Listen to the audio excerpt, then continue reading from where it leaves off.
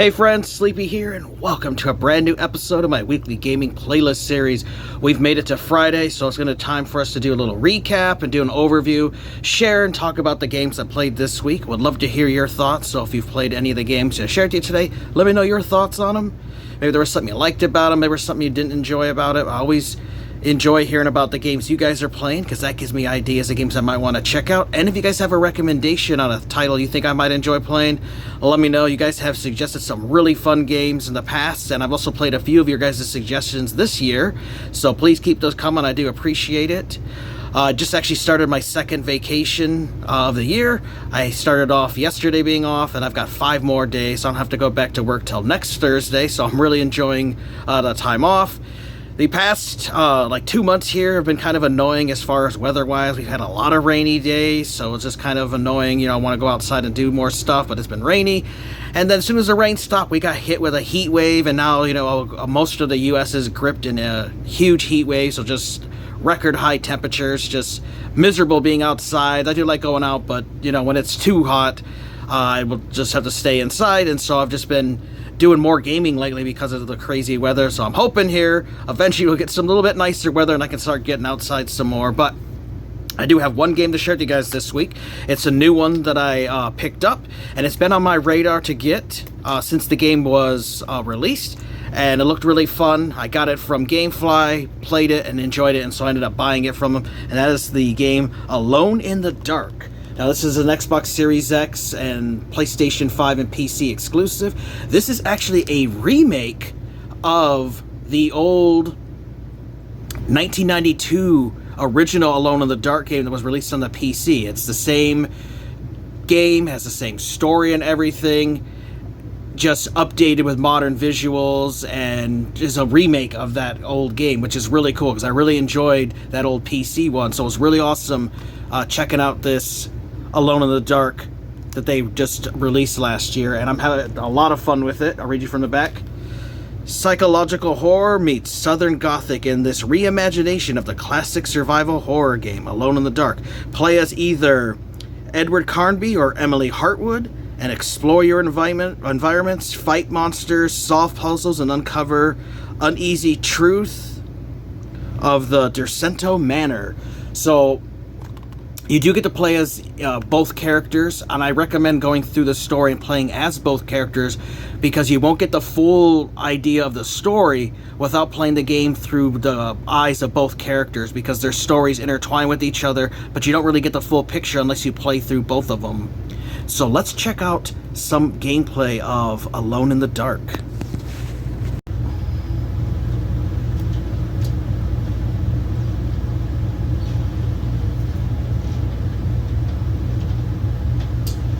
Hey guys, today we're playing the new Alone in the Dark that was released last year. Now, I've been a big fan of the Alone in the Dark series ever since I played the original in 1992. I didn't know a whole lot about this game, I just knew I wanted to check it out. Now, what was cool is when I actually got it from Gamefly, because I rented it from them, I actually found out that this was a reimagining / remake of the classic 1992 game. So basically they remade the old one that I loved and made it for modern consoles, and so it made me want to buy it, so I actually bought it from Gamefly for a good price. So I'll just read you guys from the thing. It says, this love letter to the groundbreaking original lets you experience a haunting story through the eyes of one of 2 protagonists. Play as either Edward Carnby or Emily Hartwood, and explore your environments, fight monsters, and solve puzzles. So it's really cool, as you can play as the classic Edward Carnby, or you can play as Emily Hartwood. And you actually want to play through the game twice, once as each character, because you get to experience the story through their perspective and how their stories intertwine with each other. So to get the full experience, you have to play it more than once. There's also multiple endings as well. So let me load up here. I've got a couple different save files set up to show different aspects of the game, so we'll load up this one here. Does load really well here on the Series X. It's got great voice acting. The graphics looks absolutely amazing here on my 4K TV. Now there is this cool option here in the audio. You can actually turn off copyrighted music, because there are some copyrighted music, I guess, that plays while you're playing the game. I just have it turned off, obviously, while I'm sharing a clip of it. But I'd recommend keeping it on if you're playing for yourself, because you obviously don't need to worry about getting a copyright strike if you're just playing the game. But it's cool that they have that option for modern streamers and people sharing stuff, so I thought that was kind of neat. So the game does have a cool little menu system here. And as you play through, you will find clues and stuff. And it's really cool is it's actually voice acted. Sunday, June 22nd. I spent all day looking for Jeremy. I should have cared for the others, but I'm scared. So that's really cool. Usually in survival horror games like this, the clues are never voiced. You know, you have to read them yourself. So I thought that was pretty cool. So you find those in your investigations. You have your objectives, which will tell you what to do. And again, when you get into them at the start of a level, while Detective Comey was, it'll actually tell you what's going on, what your objectives are, and where you are in the story, which I thought was pretty cool. Have your classic maps, where the different levels, keeping track of doors that are locked, where puzzles are, and where you're trying to solve things. And then there's also collectibles for you to find. Now what's really cool is, once you find a collectible, it's saved forever. So if you restart the game over, you don't actually have to find that collectible again. It's actually there.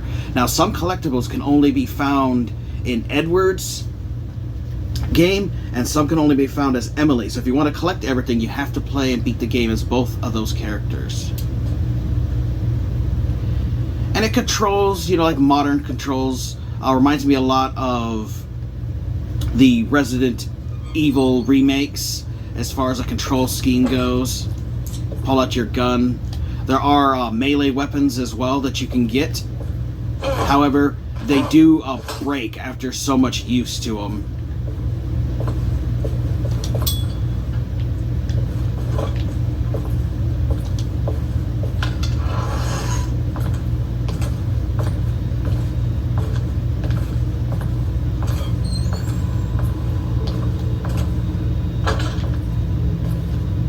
And so what's cool, if you hold the LB button, it'll actually highlight with a circle objects you can interact with, whether it's doors, maybe you can open up a chest somewhere, because you can find ammo, health packs, and useful items spread out throughout the game. And so you want to make sure you take your time and explore, and you don't want to rush through anything.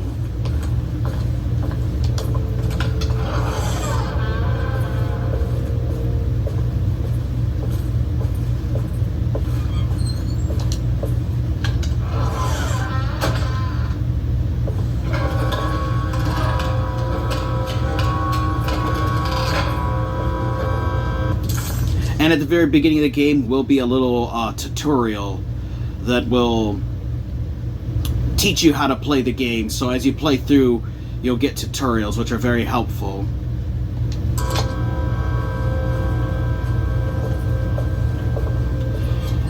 Now we're going to pause it here real quick, and I'm going to load up a different save where I actually can show you guys some of the combat that's in the game.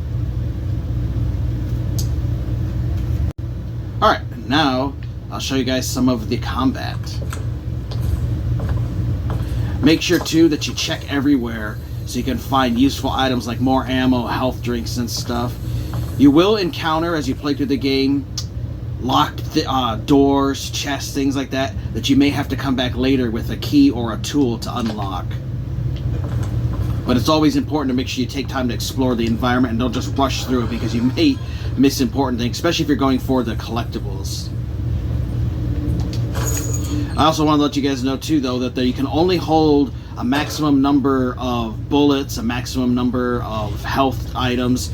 So you might want to remember where they are in case you want to run back to them later to refill your ammo or your health if you're able to get back to the area. You can't always backtrack in everywhere, but it's important just to remember where some of that stuff is. Now we're going to get to meet the very first enemy. There are different enemies you will encounter in the game, as well as boss fights. So these first swamp thing looking guys are the first initial enemies to fight.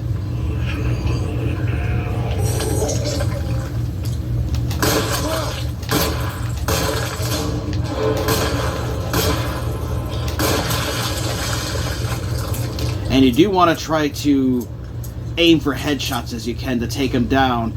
But I just want to show you guys, look at how you can move the camera faster. He has to raise the gun. So if you pull it down here and shoot as he's pulling down, remember the gun is not completely aimed down, so it's not going to shoot right where you point the camera. So you do have to realize you got to wait for his gun to catch up to where the reticle is at.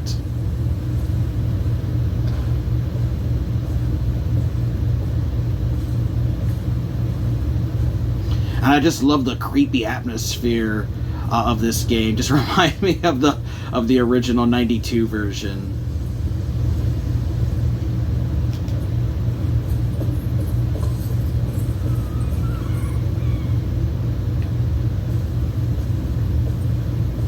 And there are barriers where you can't go, so the game keeps you from going places you're not supposed to go to.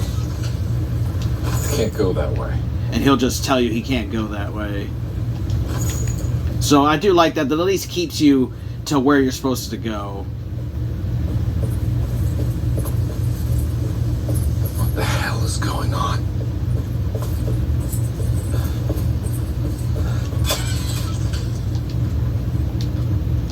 Yeah, see, I can't get any more drinks. I can only hold 5.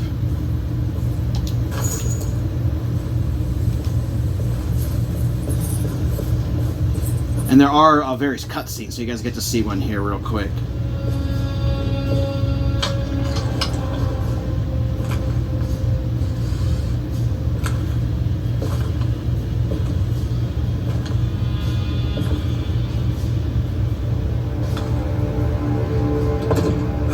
Don't let them get inside, combat. They're not the good kind. Are you... Is this your store? There are no owners here. We both strangers in Jeremy's story. Jeremy did this. How? Packed with the dog man. Jeremy warned us, but we didn't think much of it. I'm Detective Edward Carnby. I was hired by Jeremy's niece to find him. Oh, yeah? How much you paying you? $150. She's sure getting her money's worth tonight. You were thinking, man, combat. Not if I can help it. You know, I think Jeremy's hiding in a way we can't find him. He has this choo-choo necklace that guides him. The talisman? That's right. It's some magic charm he got from Miss Jackson down the street. The voodoo priestess? You know surprising things, combat. Yeah, the Mama Loa. Here, take the key. I locked the gate to save her place from all the ghouls and goblins getting inside. Maybe if you go there, you can find some clues to show you the way. Thanks. I'll have a look. So there are a lot of cutscenes that play throughout the game that help push the story through.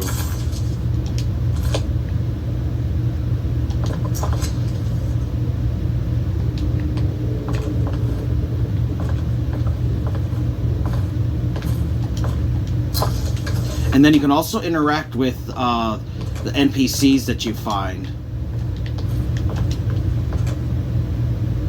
You want to come along? Nah, I'm gonna stay here for a while.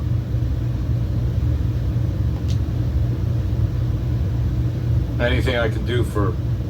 Sorry, I didn't catch your name. Matisse, just tell my sister Lottie I'm alright to see you.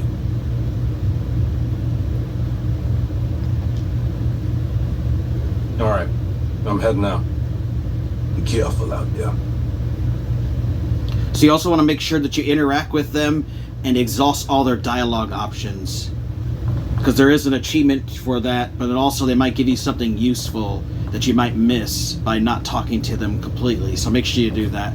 And now I'm going to show you guys some melee combat, because there is melee weapons in the game as well.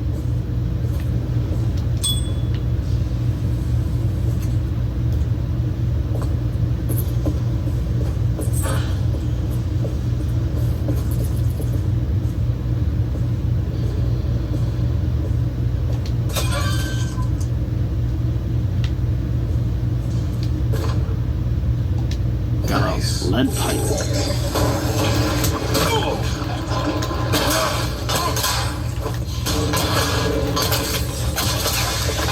My weapon broke.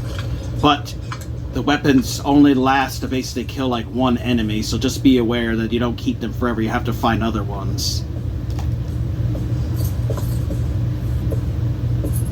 And then here's another one of the enemies, teaching you how you can distract enemies to sneak around them if you want.